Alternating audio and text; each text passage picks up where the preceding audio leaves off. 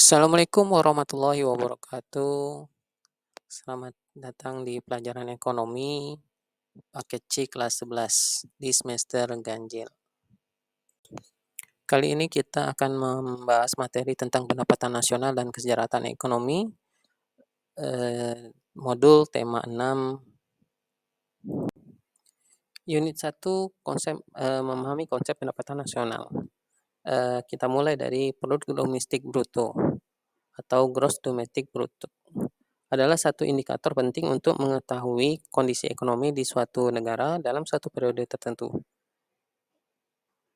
PDB atau singkatan dari produk domestik bruto merupakan jumlah nilai tambah yang dihasilkan oleh seluruh unit usaha dalam suatu negara tertentu atau merupakan jumlah nilai barang dan jasa yang dihasilkan oleh seluruh unit ekonomi. GDP juga dapat dihitung dari jumlah total konsumsi di suatu negara. Selain dengan menghitung dari jumlah total produksi barang dan jasa, baik konsumsi rumah tangga, konsumsi sektor usaha, maupun konsumsi pemerintah untuk nilai kondisi perekonomian suatu negara, tinggi rendahnya GDP bisa digunakan sebagai salah satu indikator. Nah, pada saat ekonomi sedang memburuk, maka mengidentifikasikan bahwa GDP sedang rendah. Sedangkan pada saat ekonomi sedang membaik, maka mengindikasikan bahwa GDP sedang tinggi. Tabel produk domestik bruto, dari tabel itu kita lihat ya dari tahun 2010 sampai dengan 2016. Tabel tersebut memperlihatkan bahwa kondisi ekonomi Indonesia dari tahun 2010 sampai 2016 tersebut mengalami perbaikan karena jumlah GDP mengalami kenaikan dari tahun ke tahun. Nah sekarang tinggal bagaimana dengan GDP Indonesia sekarang? Apakah mengalami peningkatan atau penurunan? Untuk mengetahui itu, coba kita cari dari sumber referensi yang lain. Nah, setelah melihat data GDP di atas, perlu dipahami bahwa dari data GDP tersebut dijadikan dasar untuk menghitung indikator ekonomi penting lainnya dalam konsep pendapatan nasional. Apa saja itu? Mari kita pelajari satu persatu. Yang pertama yaitu produk nasional bruto. Ya. Produk nasional bruto dihitung dengan cara GDV sama dengan GNV sama dengan GDV ditambah dengan pendapatan neto dari luar negeri. Nah, pendapatan neto dari luar negeri adalah pendapatan produk negara dari luar negeri dikurangi pendapatan penduduk asing dari dalam negeri. Misalnya GDP negara X sebesar ya 5.400.250. Pendapatan produk negara X yang ada di luar negeri 250, 300 dan pendapatan produk asing di negara X sebesar 425.120. Maka jumlah GDP-nya adalah 5.425.250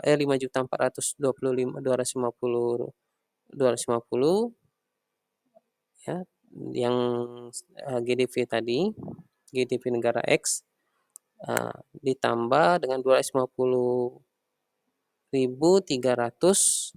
yang pendapatan penduduk negara X yang ada di luar negeri ya. Terus dikurangi 425.120 yang merupakan pendapatan penduduk asing di negara X sebesar tadi ya.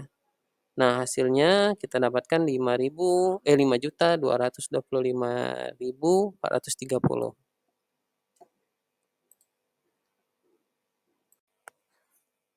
Nah, pengaruh gross GDP tadi, kalau tadi ada produk nasional bruto, sekarang produk nasional neto. Produk nasional neto ini didapatkan dari GNV dikurang penyusutan, yang gross national product dikurang penyusutan. Penyusutan adalah berkurangnya nilai barang yang barang-barang tahan lama karena pemakaian ya. Ini dicontohkan misalnya penyusutannya sebesar 12.030. Maka jumlah NPV-nya adalah yang 5.000 yang didapatkan dari GNV tadi sebesar 5.225, 5.225.430, tadi dikurangi 12.030, maka hasilnya 5.213.400. Pendapatan nasional neto, ini dihitung dengan cara NV tadi, di poin 2 tadi, dikurangi pajak tidak langsung plus subsidi. Pajak tidak langsung adalah pajak yang bisa dilimpahkan ke orang lain. Misalnya pajak pertambahan nilai, seperti membeli makanan, pulsa, atau barang lainnya. Bisa saja orang yang menikmati berbeda dengan orang yang membayar. Sedangkan subsidi berupa bantuan pemerintah kepada masyarakat. Ini dicontohkan ya, yang tadi pajak tidak langsungnya 120.750 dan subsidinya sebesar 23.000. Maka jumlah NII-nya adalah 5.000 yang tadi, yang NPP tadi ya, dikurangi yang pajak tidak langsung 120.000, ya tadi 5 juta ya, sorry, plus 23.000.